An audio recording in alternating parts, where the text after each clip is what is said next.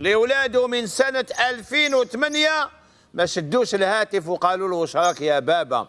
ولاده كاع إطارات، تعبى عليهم، خدم عليهم، حط عليهم الكبدة نتاعو، عرق، راح في الصباح. السلام عليكم الزعيم الشيخ شمس الدين الجزائري. والمرة هذه قصة حزينة مستني شخصيا، قصة تقطع القلب. الأب اللي هجره أولاده دون رجعة، الغريب ما ستطلبه الزوجة، وأيضا الأغرب ما قاله بناته. في الظلمة، دخل في الظلمة، كبر أولاده. في النهاية الزوجة نتاعو قالت له طلقني. علاه نطلقك؟ لأن يما موت شهيد، وهذيك الدراهم يعطوهم لها وزارة المجاهدين. مأساة هذا الأب لا تتوقف على هجر أبنائه له مدة سنوات عديدة، بل أن زوجته أيضا تطلب الطلاق. وهذه الكارثة.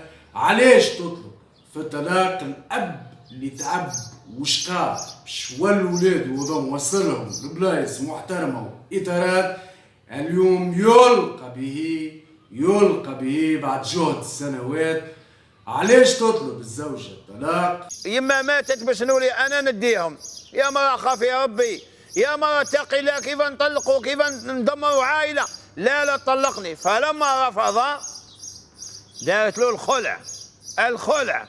هاي تدي دراهم من اجل المال هذايا، الريتريت هذايا، تريد ان تطلق زوجها، وعندما رفض قامت بخلعه بعد 10 سنوات هذيا. وتضحية الأب هذا لا يتركه أولاده فقط، بل الزوجة اليوم أيضا تتركه. على جل شنو؟ من أجل الفلوس، على جل وسخ دار الدنيا.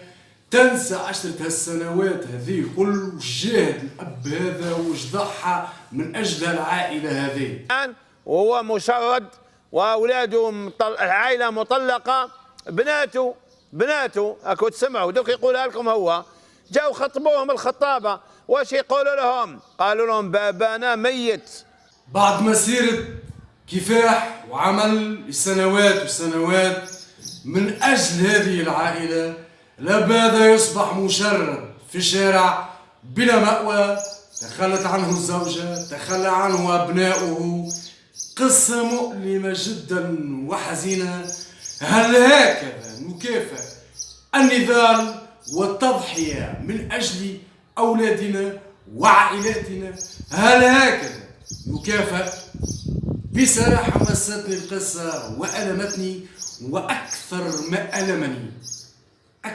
ما ألمني ما قالته بناته عندما يأتي الخطاب لخطبتهن: أبونا ميت، أبونا توفي.